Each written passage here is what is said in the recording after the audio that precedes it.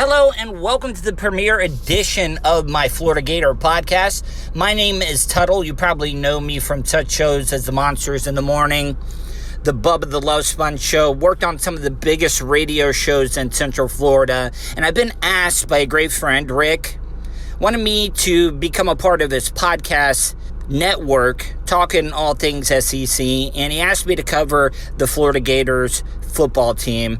And I've been a great Florida Gators fan all my life. I grew up a Florida Gators fan. Me and my dad watch every single game. I make sure that I'm home on the weekends to watch the game with him. It's one of my favorite pastimes growing up with him, and I still to this day watch every single game. We've gone through some tough seasons, but we've always stuck by the team, and I think with the resurgence of Dan Mullen taking over the team, we got a team that we can be proud of now. I think he's got the team going in the right direction. Coming into this season, we kind of knew that it was a long shot to win the national title. I still think we're a few years away from being able to be a serious contender when it comes to winning a national championship or even winning the SEC. I have a lot of faith when it comes to Dan Mullen being able to build a program. He's still playing with a lot of Jim McElwain's players, and he still has not had the chance to be able to recruit the players that fits his system the best.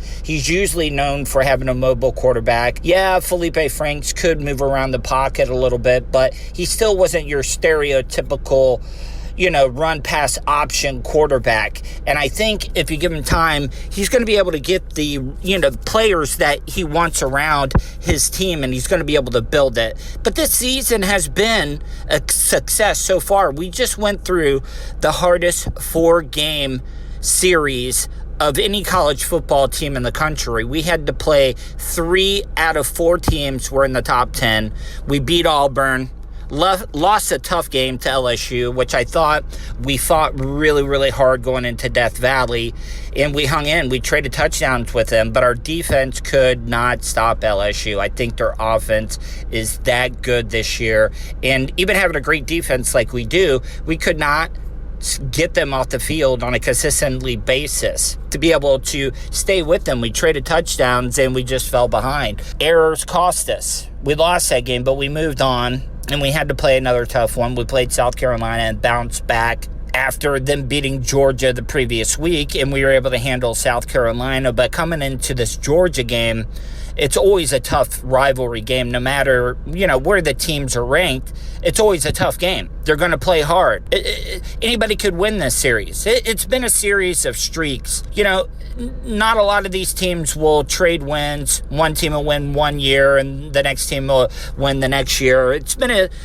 I think we've traded 3 win streaks. Like, I think Georgia won 3, Florida won 3, and now Georgia has won 3 in a row now. And this was a game that we could have won. We could have easily won it if we wouldn't have shot ourselves in the foot. Couldn't get Georgia off the field. I think they had 12 first downs, and you're never going to be able to win a game if you're giving a team that many first downs on third down. Could not stop them. Gratham, I don't know. He just could not find a scheme to be able to get the Bulldogs off the field, and that's what hurt us the most. We did make a little run at it at the end and made it close, but once again, we could not stop them. And that little Hail Mary pass that Fromm threw got that first down. I thought we would have had a little bit of time to be able to come back and tie it up towards the end, but it wasn't meant to be. And the best team ended up winning, and we got to move on. We got a big game coming up against Vanderbilt.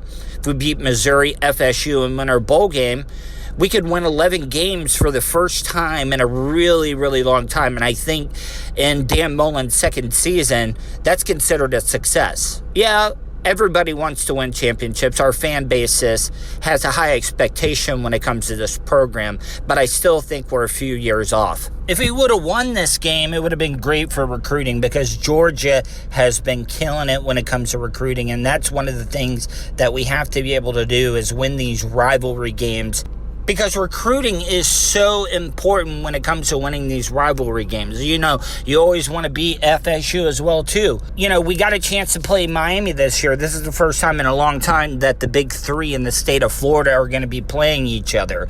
And for us to be able to beat Miami and FSU, and especially a team like Georgia, it could have been great for recruiting because these players are going to want to be able to come to Florida and play in these big games and be winners. I'm confident in the vision that Dan Mullen has for the future of this program. He's the first coach in a long time that I have confidence in. Muschamp, McElwain, I really didn't have the confidence that they could draw the players that wanted to come in and play for them. Dan Mullen is a proven coach that makes great quarterbacks. He did it with Dak Prescott, and I think a lot of quarterbacks are going to be able to come in and play for him. Like, for example, I think Emory Jones is going to be the future, the kind of quarterback that Dan Mullen wants on his team. He's mobile, he can pass. I don't think people give him the credit that he deserves. I mean, the little time that he's been on the field, when he does have a passing situation, he's got a great arm, and I think Emory is going to be a great quarterback when he gets the chance to be able to come in and prove himself. But I think Trask has been the biggest story of this season when it comes to the Florida Gators. Felipe Franks has been our guy. He's been there since a freshman. He's had flashes of brilliance, but he's had those bad games. Last year, he finished really, really strong and showed that he could be that quarterback. But when Felipe went down, everybody was like, what are we going to be able to do with this team?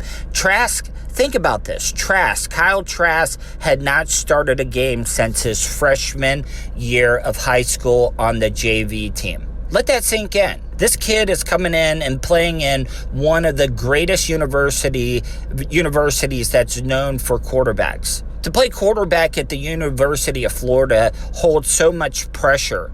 We have 3 Heisman Trophy winning quarterbacks. Steve Spurrier, Danny Werfel, Tim Tebow. All great quarterbacks. On and off the field. People love them. Yeah, they never, amounted to anything in the NFL, but they were some of the greatest college quarterbacks of all time. Say what you want. Yeah, they fizzled out when it came to the NFL. Not a lot of great quarterbacks come out of the Florida Gator University, program that succeeded in the NFL. I think Rex Grossman had the longest running tenure in the NFL when it came to Florida quarterbacks. But we're talking about college football here and what they've done on the field. But back to Trask, what he has done, taking over this team, is nothing but short than amazing. He's been a leader. He's coming out there and showing. He's not making a lot of mistakes as a quarterback that hasn't started since his freshman year of high school on the JV team. And he's had a lot of weight on his shoulders because what the Florida Gators have done when it comes to rushing this season has been dismal. It's been horrible. Dan Mullen's known for having a great running offense, and he's not been able to do that. I don't know what that is. I think it's the lack of experience in the offensive line. We've lost so many players. But I think with time and recruiting, I think the offensive line is going to get much better. And I think that's have been one of our biggest problems when it comes to the team this year is the offensive line. They did a pretty good job when it came to protecting Trask during the Georgia game. Yeah, they had a couple of sacks. But Trask also needs to learn to be able to get rid of the ball. He took a lot of stupid sacks. I think he lost 20 yards on one play during the game against Georgia, and he could have saved us a lot of yards when it came to it if he would have just gotten rid of the ball. But that comes with, inexperience. But in all reality, let's be real. I don't think we would be where we are today if Trask had not stepped in. I don't think we would have been a greater team if Felipe Franks was still at the helm at QB. I'm not saying anything bad about Felipe. Nobody wants to see a player get injured. But Trask stepping up to the pump and being able to do what he's done so far has been amazing. The Georgia game was a tough loss, but we're still in the top 10. I think we're not going to be able to win the SEC East. Georgia would have to lose 2 of their last 3 games for us to even have a chance, and we would have to be able to win against Vanderbilt, Missouri, and to be able to have a chance to go to the SEC title game. And I think it's out of reach. I got to be realistic. I don't think we have a chance, but we still have a chance at a successful season and going 11-2. That's nothing to, be mad about. That's a great season. But with all great teams, you've got to move on and you got to look forward to the next game, and that's Vanderbilt. And Vanderbilt always gives us a tough game no matter what. Vanderbilt's always been at the bottom of the SEC, kind of like the joke team of the conference. They really have never had that much success, but they always seem to give the Gators a hard game when it comes to them. Last year, it became really fiery. If you remember, both of the teams, the Vanderbilt coach got mad at a play, came over, started yelling at the sideline of the Florida Gators. Both teams came out onto the field, and it was a heated game. We came out on top. We ended up winning that, but it was a tough-fought game. It was a lot closer than what it should have been. I think we'll bounce back from a tough loss to Georgia against Vanderbilt. We've got to keep focus on the next upcoming games. We got a big rivalry game coming up with FSU, and I think we'll be able to win that game because that whole program is in shambles right now. Willie Taggart was fired this week, and I think he was put into a bad situation. He took over a program from Jimbo Fisher that I think stopped recruiting. I could relate it to the Florida Gators. Yes, Urban Meyer did win us 2 championships and a lot of games, but he stopped recruiting and left the team in shambles. And it took us a lot of time to be able to bounce back. You know, we went through Jim McElwain. Wasn't the right coaching decision. We had a couple of good seasons with him, but he was not the right coach. I think Dan Mullen is the coach that's going to get us back to national title contenders. He just needs time to recruit. But back to this Vanderbilt game, I think we'll be able to win it. I think we'll be focused and ready for it after a tough loss against Georgia. It's not like we got blown out against Georgia. We just didn't play up to our capabilities when it came to Florida Gator football. I want to shift gears for a minute here. One of the other stories that came out this week, and I think it's just ridiculous that this is even a story when it comes to the news. It just shows you the type of things that the news media focuses on, and this story is just ridiculous that it even came out. I don't know what news source covered this, but I saw that they were making a big deal, especially on social media. A lot of the people that don't like the Gators were making a big deal about this. But the story about Dan Mullen's wife, I don't know her name offhand, but they call her Mama Mullen, about her kissing and hugging all the Florida Gator players as they get off the team bus. And I don't think anything about that. A lot of people are saying, oh, that's gross. Why is she doing that? It's ridiculous. She shouldn't be kissing the players. But I find it breathtaking that she's involved in the team. I think when it comes to being a good coach, I think the whole family is important. You need the support of your wife. And for her to take the time and greet the players as they're getting off the bus and showing them some love, it shows that she cares. It gives the players the motivation that Dan Mullen's wife actually gives a damn about them. I don't see anything wrong with it. I mean, she's showing that she cares about the players, and for people to be unfair the way that they are on social media is so tough. You know, one of the things that I've got into this week, I lost like 50 followers on Twitter, was because a lot of the UCF fans, I like UCF. I live in Orlando. I support the team. I like to see them do well. But a lot of the UCF people are, you know, jumping on the bandwagon when it comes to the Gators loss to the Georgia Bulldogs this weekend, you know, making fun of them and talking trash. And I'm like, you guys are, you have the same amount of losses that we do. You lost to Temple and Cincinnati, not even ranked teams. Both of our losses come against top 10 teams. We went through one of the longest or hardest 4-game stretches of any team in the country. 3 or 4 teams against top 10 teams. Yeah, we went 10-4 or 2-4. It would have been nice if we would have won 3 out of 4 games. I didn't think we were going to win that LSU game. We would have had to play our best game out there and have a lot of luck to be able to beat LSU in Death Valley. That game, I completely understand us losing. The Georgia game, I think we could have won. It was winnable. We just didn't play our best game. But back to the UCF fans. I'm tired of them chirping all the time, talking about how they deserve a chance. They're talking about their 22-game winning streak. You guys need to get into a real conference before you can start talking smack. You play in the AAC. Florida could have won 30 games playing the schedule that you guys play. But for you to be able to talk and act like you guys deserve a shot at a national championship is laughable.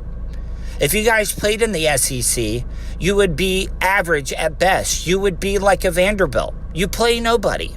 The Gators tried to schedule a 2-for-1 against them. They wanted to play 2 games in Gainesville, 1 game in UCF, and UCF turned it down. Why wouldn't you have taken that game? It would have been great for your program. You didn't take it because you're scared. It would have shown you for the frauds that you guys are when it comes to football. If you guys would have had been able to come into Gainesville and play us, we would have won. Yeah, you did beat an SEC team a couple of years ago in your bowl game, but I chalked that up to you guys played your best game. Auburn played their worst. Like I said, I love the Knights. I live in Orlando. I would love to see them do well. It's nice to have a 4th school in the state of Florida to be able to compete with Miami, FSU, and Florida, but you guys are not on that level yet. Until you guys start scheduling some real teams, you're not going to be taken seriously. And you guys, I'm tired of hearing all the trash talk about we won the national championship. You won the national championship in one poll. The only national championship that matters to anybody is the college football playoffs. So yes, technically you did win a championship, but as a fan, I feel embarrassed for you that you guys claimed that championship. And my hate for UCF only comes from the fans jumping on and trashing the Gators when it came to their loss against the Bulldogs. You guys are always wanting to laugh at us when we do lose. I don't even pay attention when it comes to the night schedule. That's how much on the radar you guys are right now. I don't even think about you guys. You guys are small when it comes compared to the big 3 when it comes to the state of Florida. So until you guys start scheduling some real games, come back and talk to me, because that's the only way you guys are going to be able to grow as a program. I would give anything to be able to see the Gators and the Knights play in a bowl game, but I don't think that's going to happen with UCF's schedule. Their 2 losses, they're not going to be playing in a bowl game on New Year's Day. They're not going to be in any of the big bowl games. Yeah, they'll be in a bowl game, but it's not going to be one of the big ones because their 2 losses come against horrible teams. So the chances of the Gators and the Knights playing in a bowl game is very unlikely when it comes to this year. It'll eventually happen. I think it will happen. I thought it was going to happen last year, but for some reason it did not happen. But back to the Gators, I want to get on them, and I don't want to show the Knights too much attention. I just had to voice my opinion when it comes to them because they've been chirping and yapping about the loss to the to the Bulldogs this past weekend. But back to the Gators, we've got winnable games ahead of us. We can finish strong when it comes to the rest of our season. We went out in the SEC. We beat Vanderbilt and Missouri. I think the Missouri game is going to be a tough game for us. Missouri has a couple of bad losses on their resume, but I think it is going to be a tough game for us. Vanderbilt and Missouri. See, that's the thing about the SEC. Every game is tough. If you don't show up to play your best game, you're going to get beat. That's why I will always say, until the end of time, that the SEC is the toughest conference in all of college football. And it's proven. Yeah, everybody says, oh, it's just Alabama. They win all the national championships. But, from 2000 to 2010, a lot of different SEC teams won the national championship. That's why every game is so important in this conference, because if you don't show up, you can lose. For example, look at the South Carolina-Georgia game. Georgia was favored by, I think, like 3 touchdowns, and they didn't show up and play their best game, and South Carolina got the best of them. They ended up winning that game. Georgia's going to bounce back. I think that they have a good shot. If they can go to the SEC championship and beat either LSU or Alabama, they got a great shot of making it in the Final Four. I think that Carolina loss is not going to be that bad for them because it's the SEC. Any team can win on any given day when it comes to this conference if you don't show up and play. These last 2 SEC conference games are going to be winnable for the Gators if Dan Mullen hasn't prepared to show up and play, which I think he will. I think he had them ready for the for the Georgia game. They just didn't execute when it came to crucial plays. In the first quarter we had to blow 2 timeouts, and it was just unexcusable. Mullen was hot. Did you see how mad he got at his coaches? And you really don't see, Mullen's usually a level-headed guy, and you don't see him lose his mind when it comes to his players or his coaching staff. So something must have been really, really wrong for him to lose it the way he did during the Georgia-Florida game. In other Florida Gator news, Florida football is scheduling 2 Pac-12 teams for a rare future home-and-home series. The West Coast will get a taste of the Florida Gators in the regular season for the first time since the 1980s, as the programs will soon announce a pair of home-and-home series with Pac-12 opponents. Florida has agreed to contracts to face the California Golden Bears and the Arizona State Sun Devils as it continues to build out its schedule with Power 5 non-conference games, a source close to the program told OnlyGators.com. Florida will host Cal in 2026 and Arizona State in 2031. The Gators will hit the road to play the Golden Bears in Berkeley, California in 2027, and then travel to face the Sun Devils in Tempe, Arizona in 2028.